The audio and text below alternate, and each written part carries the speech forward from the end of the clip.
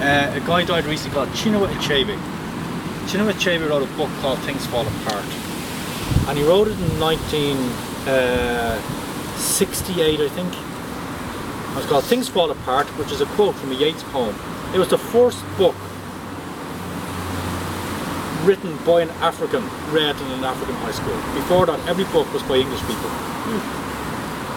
And he got his influence, I know some of you are into writing, from Ireland. So Ireland has been the kind of the poster child for freedom for a lot of, you know, so here you might see a lot of art of Che Guevara, Palestinian freedom, to Tibet or whatever's going on. A lot of those countries look to Ireland because of our history of breaking with oppression.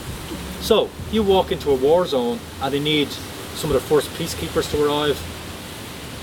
The very spearhead of peacekeeping forces quite often are Irish because people would respect them.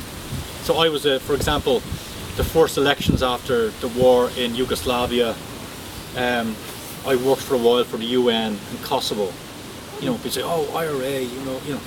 And also the art of, because we don't carry guns, the police, they learn to manage people by dialogue, for talking to people, getting to know the community.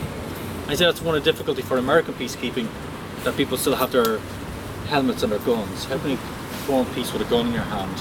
And so a lot of Irish people would do a lot of work at peacekeeping, that ability to negotiate, things like that. I don't really know why I told you that. Oh yeah, post-colonial. Tourette's, sorry. So here's a way of reading the city, the names of streets. So for example, out of our new parliament, which we walked to one day, outside of the brand new parliament was this big huge statue of Queen Victoria. Did we want it to be there? Absolutely not. So poor old Queen Vic was picked up and she is now in Commonwealth Square in Sydney, Australia. Wow, that's a long trip. Because they have a relationship with England, what's called the Commonwealth. You know, so this, you know, if you look at the centre of Dublin, O'Connell Street, Parnell Street, yes, you all know Parnell Street? Yeah. The big statue of Parnell, the uncrowned King of Ireland, okay, with the political leaders. You go down, there's another guy standing like that. Looks like me when my kids are driving me nuts. Okay? And the inscription is, the great only appear great because we are on our knees. Let us arise. And in 2013, that was 100 years ago, and he organised the first big mass union demonstration called the 1913 lockout, because people were oppressed by the British rulers in terms of jobs. And he said, right, no more. It's only 3 years before we would physically rebel. Okay? And that's what he's there for. Let us arise. The British look infallible and look great only because we're on our knees. It's a wonderful little, so, you know, you think that street, O'Connell Street, what it means. So, why do we hate this spire? Why, if you ask an Irish person, why don't you like the spire? It's a piece of shit. Why is it a piece of shit? It's a piece of shit. Why don't we like it? Well, the British, I suppose. Sort of related to that, yes. Because before the spire doesn't mean anything. And this street is a meaning-making street, so it should mean something. But it's because before that there was this huge Statue of Liberty, like big huge plinth, and you could walk up to the top. And on the top of it was Lord Admiral Nelson. And Lord Admiral Nelson was the commander of the British fleet, right? And he defeated the French and the Spanish at the Battle of Trafalgar. Central London is Trafalgar Square, okay? So what did he signify, Logan, in the very geographical centre of Ireland? What did he signify for the Irish? Victory. Authority. Oppression. Well, I said victory because he won something. Yeah, for the British. Authority. No, but it was for the British. That's why he's there. Because we're the best. Rule Britannia, Britannia rules the waves. Right? That's what he's there for. But for us, it's oppression. So guess what happened to that statue in 1966? Got blown up. Blown up. Blown up by who? The North. The IRA. Those terrorists. Freedom fighters. It's all Depends. Okay? Because places matter. Okay? It has symbolic resonance. And what do they build there? A needle. A piece of art. So that's why we don't like it. Why?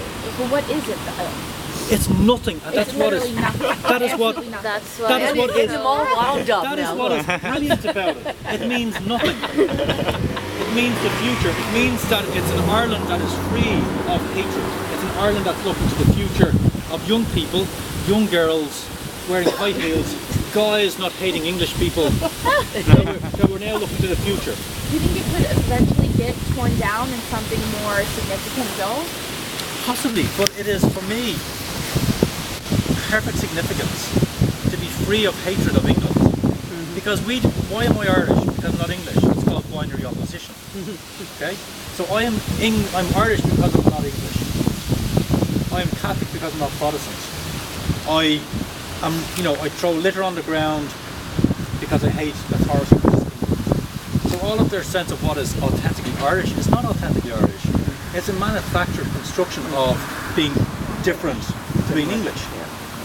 So this is now it's cool to be Irish in England.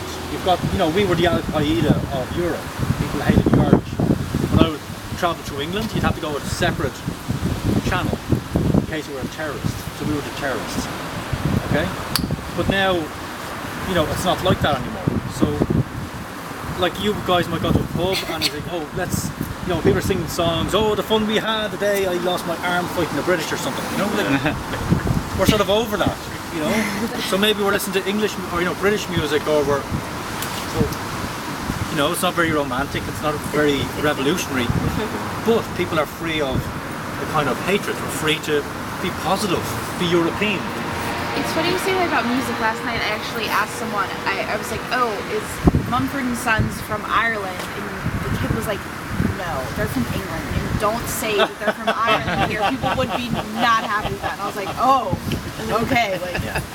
And maybe that was for your benefit being American, playing, because we love to play that up. Like we hate the English soccer team, but yet we all support English soccer teams. So I support Liverpool, some people support Man United. But yet when Ireland are playing England, kill the bastards. We go nuts when they sing Rule Britannia. But it is interesting to think of this new postmodern decolonised mind. And we're not all. It's like you get over your girlfriend who dumped you. You're now better than her. Or vice versa. You couldn't. Everything was about her, and then you just got to somebody new, and you're sort of over that. So in a sense, historically, we're at that stage where we're trying to be over that. Is that a good analogy? Yeah. So we're going to walk into the Liberties proper.